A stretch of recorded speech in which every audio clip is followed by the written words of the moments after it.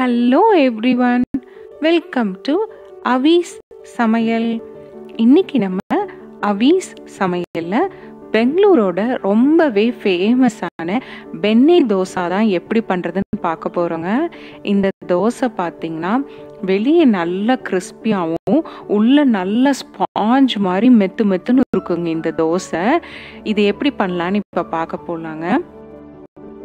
இதுக்கு நான் இன்னைக்கு 3 கப் அளவுக்கு தோசை அரிசியும், 1/2 கப் அளவுக்கு உளுந்தும், 3/4 கப் அளவுக்கு அவலும் எடுத்திருக்கேங்க. அவல் தாங்க இந்த தோசைக்கு நல்ல ஸ்பாஞ்சினஸ் கொடுக்க போகுது. கூடவே ஒரு 2 டேபிள் ஸ்பூன் அளவுக்கு வெந்தயத்தையும் எடுத்திருக்கேன். இப்போ இது எல்லாத்தையும் ஒன்றா போட்டு, அவலை தவிர மித்த 3ஐயும் ஒன்றா போட்டு ஒரு 4 தடவை நல்லா வாஷ் பண்ணிக்கிங்க. வாஷ் பண்ணிவிட்டு அதோடு சேர்த்து அவளையும் வச்சு 6 மணி நேரம் நல்லா ஊற விட்டுருங்க. 6 மணி நேரம் கழித்து அரிசியும் உளுந்து எல்லாம் நல்லா ஊறினதுக்கு அப்புறமா கிரைண்டரில் போட்டு இது நல்லா நம்ம ஸ்மூத்தான ஒரு பேட்டராக அரைச்சி எடுத்துக்கலாங்க.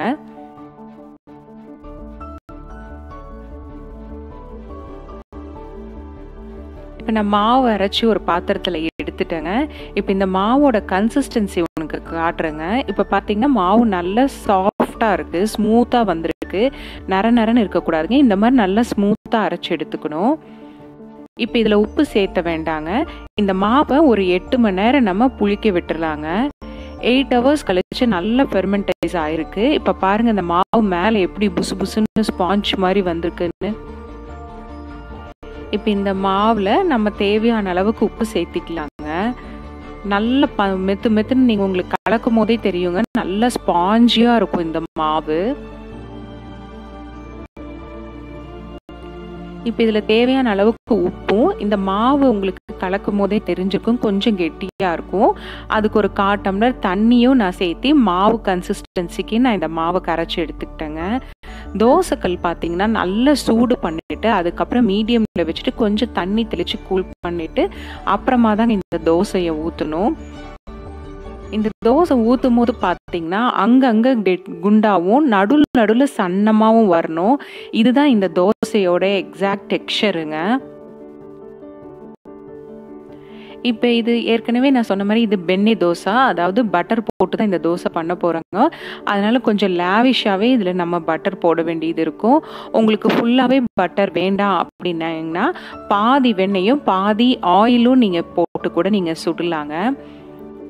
இந்த தோசையை நம்ம திருப்பி போட போகிறது இல்லைங்க. அது நல்லா கலர் சேஞ்ச் ஆகி வந்தோடனே அப்படியே மடித்து இந்த தோசையை நம்ம எடுத்துக்க போகிறோங்க. இப்போ உங்களுக்கு பார்த்தீங்கனாலே தெரியும் அங்கங்கே குண்டாவும் நடுவில் நல்ல சன்னமாக வந்திருக்கு. இப்போ இந்த தோசையை திருப்பி போடாமல் அப்படியே எடுத்துக்கலாங்க. இப்போ நான் இன்னொரு தோசையில் பார்த்தீங்க அப்படின்னா சேம் இதே தான், ஆனால் கூட கெம்பு சட்னி வச்சு நான் இப்போ உங்களுக்கு பண்ணி காட்டுறேங்க. இப்போ அது ஒன்றும் இல்லைங்க, வரமிளகா, புளி, உப்பு, பூண்டு போட்டு செய்கிறதா. அந்த கார சட்னி பார்த்தீங்கன்னா இந்த தோசை மேலே அப்ளை பண்ணி கொடுப்பாங்க. இப்போ அதுதான் உங்களுக்கு நான் காட்டுறேன்.